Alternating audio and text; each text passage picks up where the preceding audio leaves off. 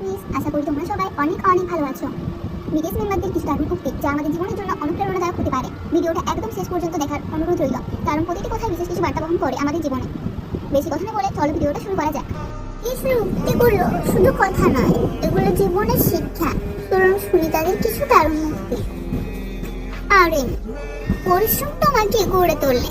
তুমি যদি এখন তোমার ছেলেটা না দাও, তাহলে একদিন তোমার আফসোস হবে। এটা কখনোই দেরি হয়ে যায় না, কেবল চেষ্টা চালিয়ে যাও। নিজেকে ভালোবাসো, তোমার চারপাশের মানুষকে ভালোবাসো, শান্তি ছড়িয়ে দাও।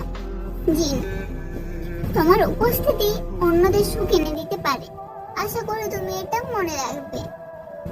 নিজের জীবন নিজের মতো করে বাঁচো, খুব বেশি চাপ নিও না। হার মানলেও কোনো সমস্যা নেই। সুগার, অন্য কারো স্বপ্নের মধ্যে বন্দী হয়ে থেকো না, ভয় পেও না, চিন্তিত হয়েও না।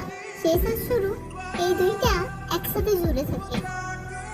যে হোক, তুমি যদি কঠোর পরিশ্রম না করো, তাহলে ভালো ফলাফল আশা করা যায় না। নিজেকে বিশ্বাস করো, স্বপ্নের দিকে এগিয়ে যাও। জিমিন, নিজের পথে এগিয়ে চলো, চাইলেও সবাই তোমাকে থামাতে পারবে না।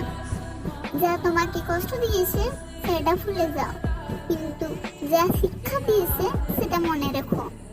বি, অন্যদের থেকে আলাদা হতে ভয় পেও না। পারবার রং রামধনুর শেষ রং। তাই আমি বলতে চাই, আমি তোমাকে অনেক দিন বিশ্বাস করব এবং ভালোবাসবো। জাংকুক, পরিশ্রমের বিষয়টা যেটা হারার মধ্যে সীমাবদ্ধ না, বরং নিজের সর্বোচ্চটা দেওয়া গুরুত্বপূর্ণ।